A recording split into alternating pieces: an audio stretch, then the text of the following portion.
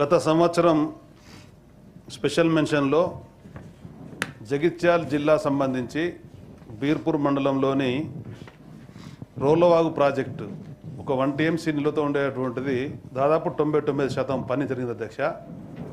అయితే అక్కడ ఉండేటువంటి భూమి కోల్పోతున్న దానికి అటవీ శాఖ ఉంది కనుక గొల్లపల్లి పెగడపల్లి మండలంలో అన్ని యొక్క భూమి కూడా కట్టించడం జరిగింది.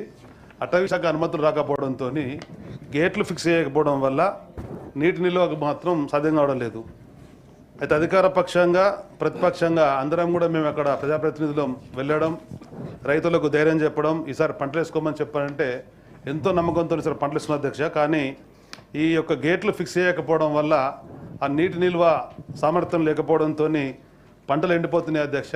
వెనువెంటనే అటవీ శాఖ మంత్రులు ఇక్కడ ఉన్నారు కనుక అటవీ శాఖ అనుమతి తెప్పించి అక్కడ గేట్లు ఫిక్స్ చేసినట్టయితే ఆ ప్రాజెక్టు పూర్తవుతుంది. దాదాపు 15-20 వేల ఎకరాల పంటలు అది కాపాడుకునేటువంటి పరిస్థితి అధ్యక్ష. దానికి అనుగుణంగా వెంటనే ప్రభుత్వం చర్యలు చేపట్టాలని మీ ద్వారా విజ్ఞప్తి చేస్తూ ఇక్కడే ఈరోజు మా అదృష్టం కొద్దీ దేవాదాయ శాఖ మంత్రి గారు ఉండడం జరిగింది.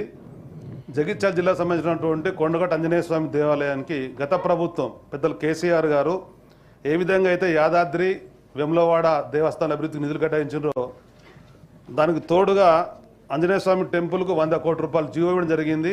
పనులు కూడా ప్రారంభించబడ్డాయి అధ్యక్ష.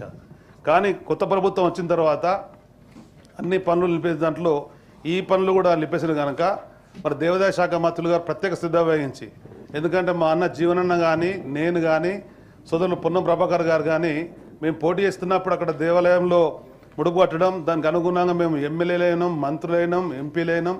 ఈ విధమైనటువంటి అవకాశాల యొక్క ఆంజనేయ స్వామి ఆశీర్వాదంతో వచ్చింది. ఆ ప్రాంతం అంతా కూడా లక్షలాది మంది భక్తులు ఉండేది అధ్యక్ష. దానికి అనుగుణంగా ఉమ్మడి ఆంధ్రప్రదేశ్ కానీ పక్కన ఉండే మహారాష్ట్ర కానీ పెద్ద ఎత్తున భక్తులు వచ్చేది. ఆ సౌకర్యాలు అయినట్టయితే ఏ విధంగా అయితే ఇవాళ పర్యాటక శాఖ టెంపుల్ టూరిజం ప్లాన్ చేస్తుందో దానిలో భాగంగా కొండగట్టు ఆంజనేయ స్వామి టెంపుల్ కూడా టూరిజం స్పాట్గా వచ్చే పరిస్థితుంది. మరి దానికి నిధులు మంజూరు చేసి నిధులు విడుదల చేసి ఆ యొక్క దేవస్థానం సంబంధించినటువంటి రివ్యూ చేసి మంత్రి గారే స్వయంగా చొరవ తీసుకొని చేయాలని చెప్పని విజ్ఞప్తి చేస్తారు. ధన్యవాదాలు. పిటిషన్ పంపండి.